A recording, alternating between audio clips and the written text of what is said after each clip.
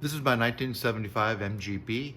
It's been modified with the engine management system, so I'll give you a tour. The early MGBs had a carburetor on this side and were pretty good. They had two side draft carburetors and made almost 100 horsepower in their when they're set up right. But that's not what I had here. This was originally a single barrel, part of the smog era, and it was down to about 65 horsepower with all the changes they made. Because in the 70s, people really didn't have an idea how to do smog well. Everything's changed since then, and the modern motors are running a lot better. I got a little carried away, somewhat of an engineering exercise to teach myself how to build things and to see how far I could push the motor. It's not an inexpensive way to go. It took a hell of a lot of time. It took quite a bit of money. And the better way to do this would just be to buy a modern engine and put it in the body if you want more power, and not try to spend so much time doing the design and development, or just buy a better car to begin with. I happen to like the MGB. It has a beautiful body, and I think it's a fine little road car and a comfortable ride for distance driving. So this is what I ended up with. This is, instead of having Siamese intake ports over here to feed the engine, this is a cross flow head. It has 4 independent inlets on this other side.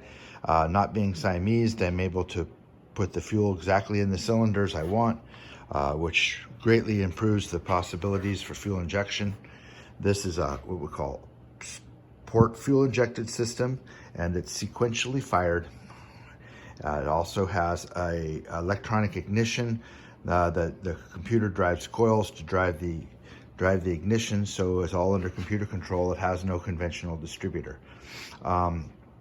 So this is a full closed loop port fuel injection system with an engine management computer, and we'll go into some of the details.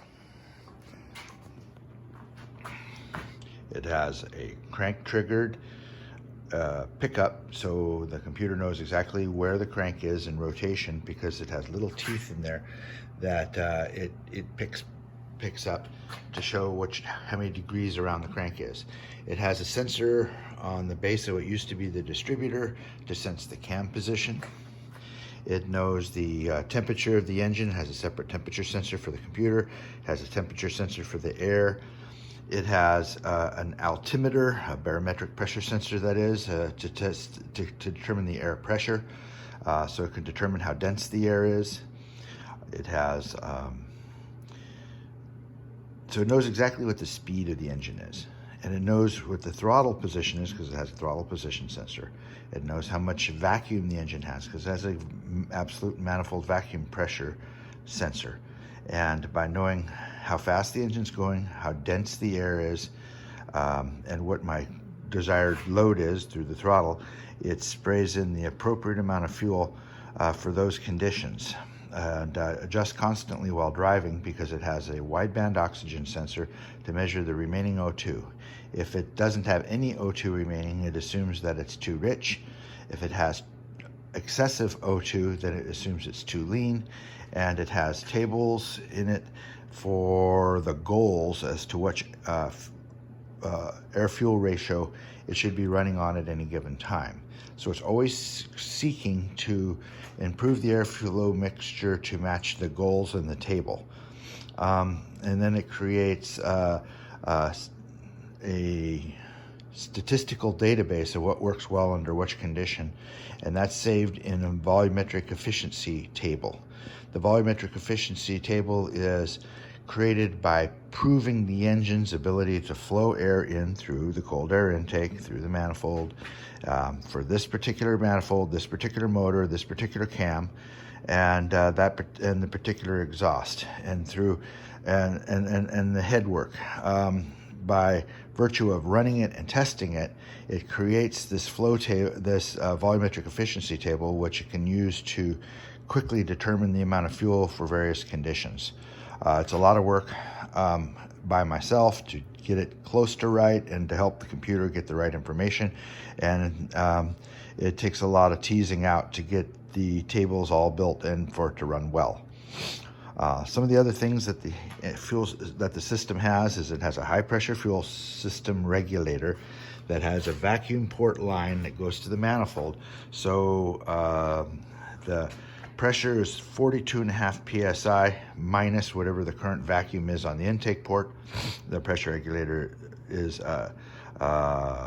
adjust for the intake port vacuum to keep the same amount of pressure differential between the fuel rail and the manifold. That makes the injector spray evenly, and it makes tuning a lot easier. To do that, any excess fuel goes out the fuel regulator back to the tank on a return line, which of course I had to add as well as a high pressure pump. Never underestimate the problems that you can get taking a carbureted car and putting a high pressure fuel system in it. It doesn't like air bubbles. It's a different kind of beast.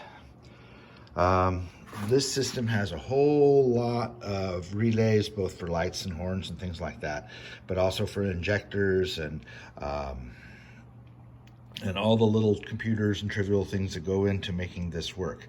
This system has quite a lot of electronics in it. Electronics is my gig, so I'm not afraid of them. I know most people buy these cars for their simplicity, but by being very careful to build it well, it's proven reliable. My wife and Fran and I have gone through 10 states with this car, and it has quite nice road manners, and it's done quite well. We did have one problem with an early manifold that I made that it was all epoxy together. I finally broke down and taught myself to weld enough to make this welded up manifold. This is just newly finished, and now it works a little better. Some of the other odd parts on this motor. Okay, so this is the original short block. It's been balanced. It's got new pistons in it. It's got about 9.7 to 1 compression, slightly raised. It's got a VP11 camshaft, which is slightly better than stock, and stock rockers. It's got a big 1.7 inch intake valves, and I don't remember what the exhaust valves. I'm sure they're slightly bigger, not a whole lot, I don't think. So it's a very modest tuned motor. It's not designed for high performance. It's designed for reliability. I'm much more concerned about hitting my numbers on the odometer than I am any dyno sheet. I put an aluminum radiator in it, cold air intake. It has sensors on for the computer for the fuel pressure and for the oil pressure. It's got a sensor on the 5-speed Sierra 9 style transmission to give the vehicle speed. That's converted by the computer and sent over to the speedometer for accurate speedometer.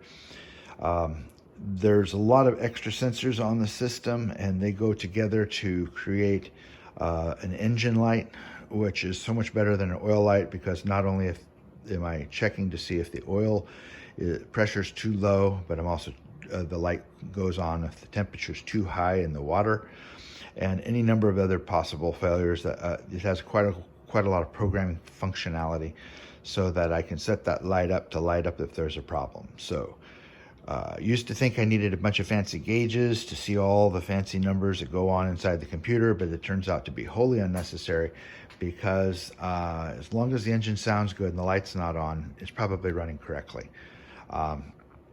So all I need to do is focus on the traffic and the fuel gauge, which is quite a godsend. I've also put a big alternator on it, because these injectors and things need more power than the little tiny 45 amp would have. So that happens to be a little overkill. That's a 130 amp Saturn alternator. This is off like a day. I don't remember. It's a weird car. I'm not even sure. A Vero throttle body. It's actually quite hard to get a small throttle body.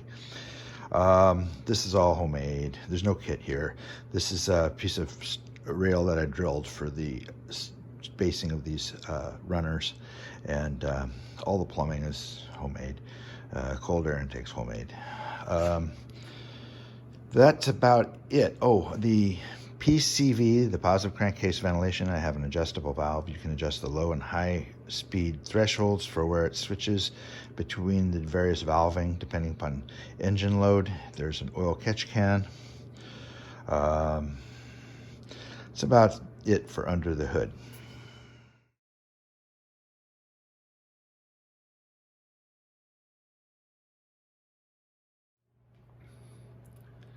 In this case, the engine is as strong or stronger than most people's.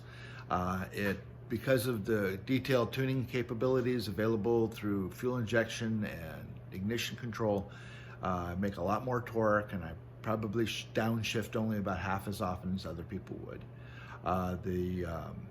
The car is designed to go from sea level to the top of mountains without worrying about jetting. It's fully self-compensating for altitude and temperature, and it's proven to work very well. We've been through quite a lot of long drives across many states, and for the most part it's run quite well, and I'm very, very happy with it, although this is not a simple way to go and not the best choice for everybody. At first I had hoped to make kits to sell to people.